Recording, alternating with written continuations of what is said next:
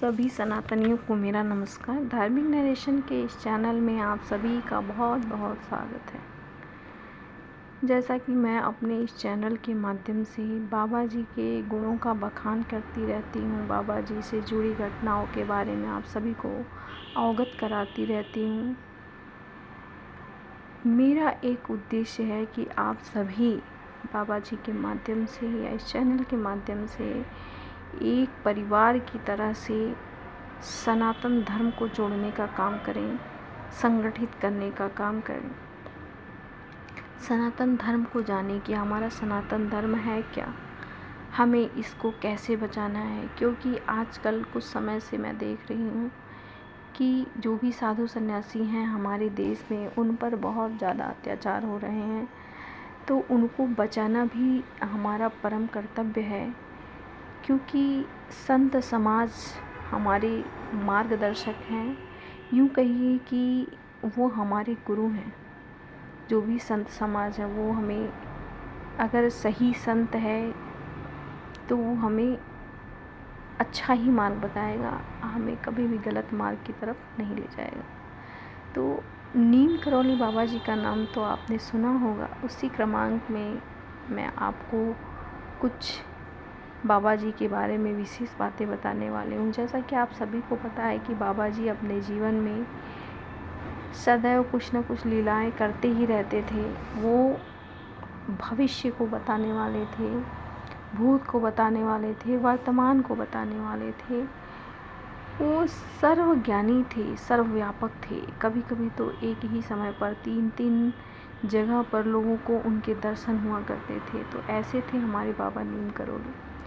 बाबा नीम करौली जब सिद्धि माँ और जीवंती माँ के साथ रहा करते थे कैची धाम आश्रम में, तो कभी कभी माँ से कहते थे, जीवंती माँ से और श्री माँ से कहते थे कि तुम्हें एक लड़के की बहुत ज़रूरत है, तुम्हारे लिए एक लड़का ढूंढना है। माता जी को क्या पता कि महाराज जी की इस कथन के पीछे का क्या वो रहस्य है। तो महाराज जी, ऐसा लग रहा था कि विनोद जोशी को ही लड़के के रूप में इंगित करके कह रहे हों। विनोद जी के लिए बाबा जी त्रिकालदर्शी थे, यानी कि विनोद जी अभी आए भी नहीं थे कैची धाम आश्रम में। बाबा जी ने निर्धारित कर दिया कि उनको ही यहाँ आना था। एक साधारण परिवार में जन्मे पले बड़े विनोद जी को महाराज जी ने हनुमानगढ़ में सेवा में ले लिया, यानी कि हनुमानगढ़ी में सेवा हेतु ले लिया। वहीं से उन्होंने अपनी पढ़ाई लिखाई भी चालू की। बाबा जी उनके पढ़ाई लिखाई का सारा खर्च दिया करते थे और मंदिर आश्रम की पूरी जिम्मेदारी निष्ठा भाव के साथ विनोद जोशी जी निभाया करते थे।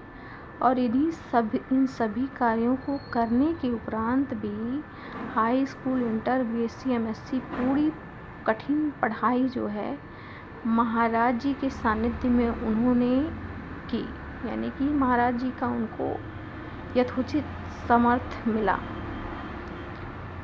इसके बाद जब भी परीक्षा फल आने वाला होता तो परीक्षा फल आने से पहले ही बाबा जी सब कुछ बता दिया करते थे। मानो भविष्य की भूमिका निर्वाह के लिए बाबा जी ने उन्हें अनुभव प्राप्त कराने हेतु कैची धाम आश्रम में, भूमियाधार, काकड़ी घाट, दिल्ली, सभी मंदिरों में बीच बीच में भेजते रहते थे। बाबा जी ने जब विनोद जोशी जी कुछ बड़े हुए तो बाबा जी ने ही उनका उपनयन संस्कार भी कराया। उपनयन संस्कार विधि विधान के साथ कराया। उपनयन संस्कार का मतलब आप शायद समझ रहे होंगे। उपनयन संस्कार को ही हमारी भाषा में जनेऊ कहा जाता है।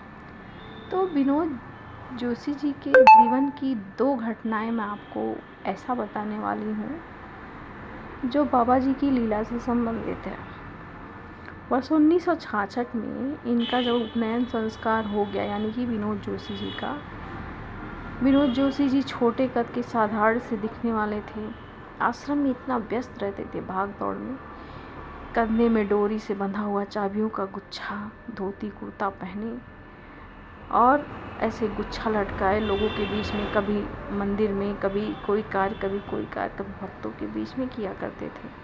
तो जो भी भक्तगण आए रहते थे मंदिर में, आश्रम में, बाबा जी के पास, वो बाबा जी से पूछते, महाराज जी क्या यही कैंची के मालिक हैं? महाराज जी, क्योंकि वो इतना व्यस्त रहते थे कि सभी को लगता था कि यही मालिक है, इसीलिए सारा कार्यभार इन्हीं के सर। बाबा जी ऐसा लग रहा था कि सबसे कहलवा रही हूँ कि यही मालिक हैं, पहले से ही जान लो। नहीं तो छोटे कद के सामान्य से दिखने वाले विनोद जोशी की तो लोग खिल्लियाँ भी उड़ाया करते थे। मनोरंजन के लिए कोई कुछ उन पर छींटा कसी भी कर देता था, लेकिन वाह रे प्रभु, जो भी आप करते हैं आपकी लीला अपरंपार है। कहते हैं ना, तुम जो कहो करहो सब साचा, जो आप करते हैं सब सत्य है। श्रीमुख से निकले ये सब निरर्थक कैसे जाते। अंत में बाबा जी की जब शरीर लीला समाप्त हो गई तो इनके मंदिर में जितने भी काम करने वाले पीर, बावर्ची, भिश्ती, सभी विनोद जी सभी आज कैची धाम आश्रम में हैं। और विनोद जी कैची में एक अनन्य सेवक के रूप में मालिक ही थे। सच्ची भावना से देखा जाए तो एक अनन्य सेवक ही मालिक होता है। ऐसी थी बाबा जी की लीला। दूसरी लीला क्या थी? 4 दिसंबर 1973 को सुबह 10:30-11 बजे कुछ लोग हल्द्वानी से कैंची पहुँचे। उस समय देखा कि विनोद जी बोरिया बिस्तर बांध दिल्ली को जा रहे थे अपनी नौकरी के सिलसिले में, क्योंकि वो मास्टर डिग्री MSc किया हुआ था, पढ़ाई किया हुआ था उन्होंने नौकरी की तलाश कर दी। अब महाराज जी की शरीर लीला तो समाप्त हो चुकी थी, परंतु एक MSc किया हुआ युवक अपना जीविकोपार्जन कैसे करता, इसलिए उसका जाना स्वाभाविक था। पर कैची धाम छोड़ कैसे पाते, क्योंकि बाबा जी ने नियुक्त किया था उन्हें। बाबा जी ने तो उनके लिए दूसरा उत्कृष्ट कार्य क्षेत्र का चयन किया हुआ था। फिर विनोद जोशी जी कैसे नौकरी कर पाते। सो कुछ ही समय बाद वह पुनः कैची धाम को लौट आए। ऐसी थी बाबा जी की महिमा, लीला कहिए, क्योंकि बाबा जी ने जिस कार्य के लिए जिसको उचित समझा, जिस कार्य में लगा दिया, उसको वही कार्य करना है, चाहे कोई कितना भी हाथ पैर मान लो। तो बाबा जी ने तो उनके लिए भगवत कृपा का काम चुना था। इसी प्रकार 2 वर्ष के बाद इन्होंने मेरठ में जगह दौराला में प्राप्त एक ऊंची पोस्ट को भी ठुकरा दिया। इस बार हल्द्वानी के बाद भी ये लौट आए, क्योंकि बाबा जी ने इनके लिए नौकरी तो कुछ और ही चुनी थी। तो फिर कहाँ जाते विनोद जोशी जी। जस काछी तस चाही ना चाह वाले बाबा जी ने इन्हें पुनः अपनी चक्री में ही खींच लिया, और विनोद जी तब से लेकर जीवन पर्यंत इसी कार्य में लगे हुए हैं। बाबा जी कभी भी किसी के लिए गलत कार्य का चुनाव नहीं कर सकते। और यदि आप भी बाबा जी को मानते हैं और आपके जीवन में कभी ऐसा समय आए कि आप किसी कार्य को करने जा रहे हैं और वो कार्य ना हो, तो आप ये ना समझिएगा, निराश ना होइएगा, कोई गलत काम ना करिएगा।